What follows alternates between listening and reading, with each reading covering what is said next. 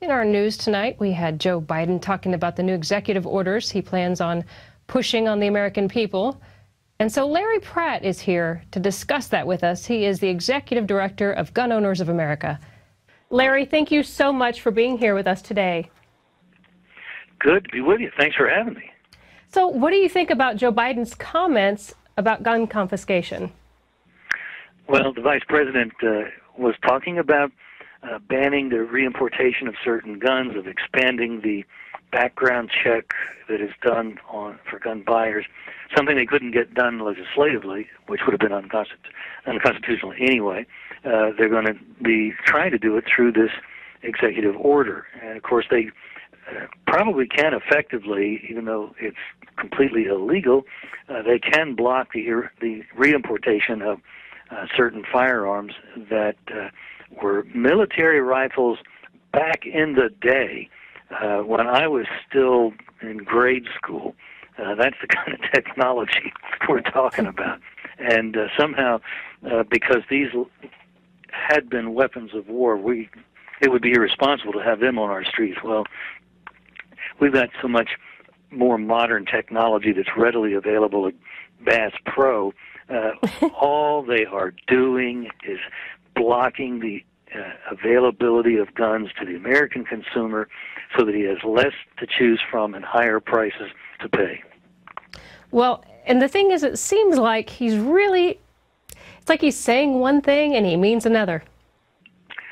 Yes, he's become very adept at toning down what he's actually saying, what he's actually doing.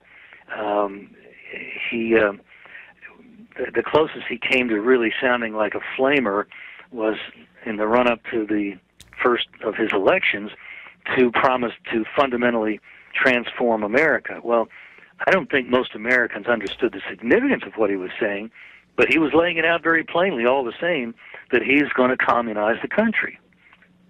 And when you say flamer, exactly what do you mean by that? That's a very radical concept, to fundamentally transform the country. That means the country is vile. It has terrible things about it that need to be changed, need to be transformed. If you're talking about Senator Cruz or many of the other conservative leaders, they talk about restoring America to its greatness, to making it, once again, the city on a shining hill. None of that kind of rhetoric coming out of our president's mouth. No, that's for sure. And, you know, he says that if the Congress doesn't agree with him, he's going to march forward anyway and take care of it. How do you feel about that? That's a declaration of dictatorship. He's saying that the Constitution doesn't matter. The limits on presidential power, for that matter, congressional and judicial, don't matter.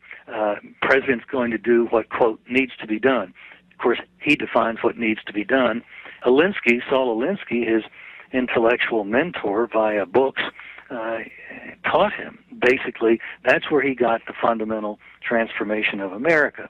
Saul Alinsky was a 20th century retailer of Karl Marx. And when he says he's going to fundamentally change America, the thing is he really meant it. I know Obama really meant it. And people are going, well, he's not doing what he said he was going to do. But the thing is, if you take it for face value, he's doing it. When he said that he was going to fundamentally transform, look at what he has done. He's taken over most of the financial industry and certainly student loans. That's all in government hands or in government control. Not that the banking industry wasn't, for some time, substantially influenced by the Fed, but be that as it may, he has taken it even further. Obamacare is clearly a socialization of the American health care system, and that is, by many accounts on both left and right, that is such a key part of our daily life and the freedoms that we enjoy, that if those are placed in the government's hands, we're really no longer a free people. And the president understands this. For those who think the president's a bumbling dolt and he's got a rotten economy, which he does, and that his regulations are strangling business, he understands all that. Oh, sure. That's his goal, of course.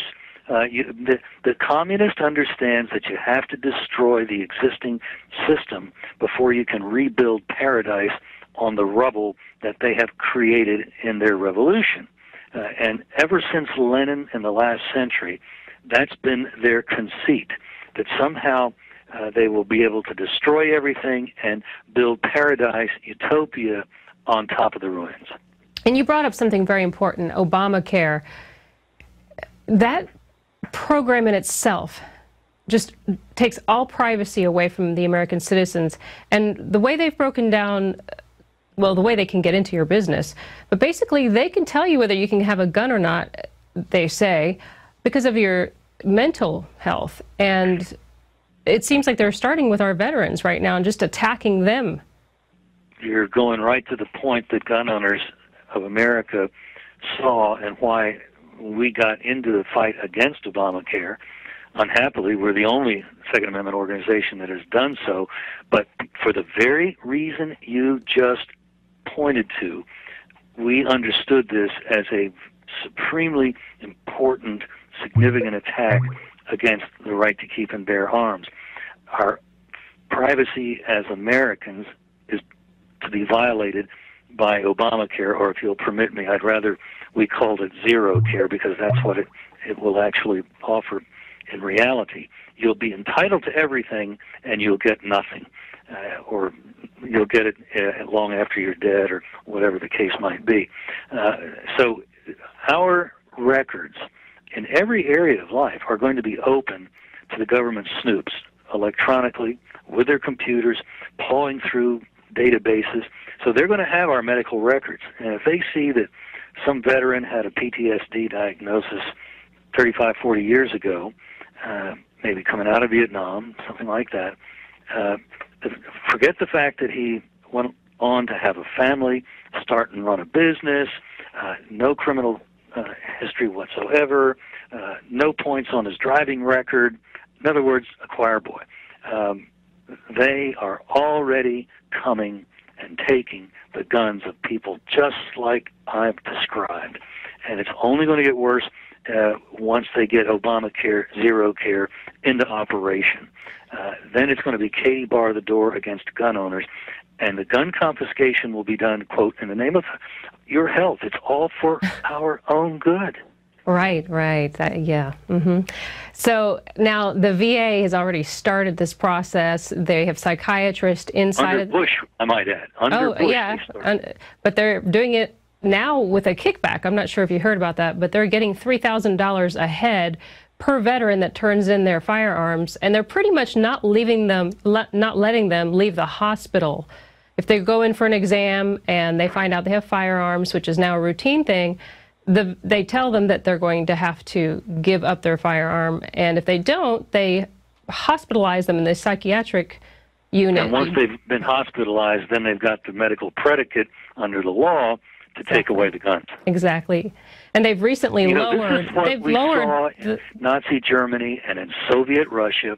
We saw the use of medicine not to heal, but as a political instrument. And when they do things like you just described in those veterans' hospitals, that is a return to Nazi Germany and Soviet Russia. That is just absolutely... we've got to make a stink about that. We've got to get members of Congress to defund the VA if they're going to act like that. None of these funds may be used to incarcerate, to forcibly, what's the right word, make a patient of a veteran, and describe the situation that we're interested in defunding. And if we take away the money, I guarantee you they won't do it, because none of these people are volunteers. They're all very well paid. And what do you think it's going to take for the American people to step up and say something? I wish I could answer that. It certainly, I would think in part, based on how much information they have. If they knew what the listeners of your show and your network knew, if they were getting the emails from Gun Owners of America, which, by the way, people can get for free at gunowners.org, then I think there would be already enormously greater pressure being applied to politicians from the grassroots. Right now, there's a real stirring among people to get rid of Obamacare. And when the Republicans talk about how that would be politically dangerous for them, I'll tell you what I think they might have been hearing during the break, during the August recess. If you don't defund Obamacare, then I'm coming for your job, because you will have become my enemy. You will have said that you can take away my freedom, and I'm having none of it. So you better go back there to Washington and tell that spineless John Boehner, the Speaker of the House, and his colleague Mitch McConnell, like unto him, that there's a revolt brewing. And if you don't get rid of zero care, we're coming for you in the next primaries. And we don't care if a Democrat gets elected as a result, because you guys will have done the Democrats' work. You will have owned zero care. So we're coming for you just to start the house cleaning with you. And what do you think about the program that's inside of Obamacare for the civilian army? Do you think that's going to change before it gets completely funded? Well, I think it's already in place. I think Janet Reno, with her 100,000 armed agents, has already organized and is operating the civilian armed force that would be comparable in force to the military. They are well on their way to having a military that's not got the tradition of America's officers, who by and large are men who respect the Constitution, and from those that I know, many of them would not just follow blindly any dumb order. But if you have people recruited outside that tradition and never experience that kind of culture within their service, then they won't be responsible. They won't have allegiance to the Constitution. They'll have allegiance to Janet Napolitano and or the president, but not the Constitution. Well, and we need to be armed as citizens. That's part of our right. It's a shame that they're doing this confiscation across the United States right now, but it's happening more and more frequently to more and more people.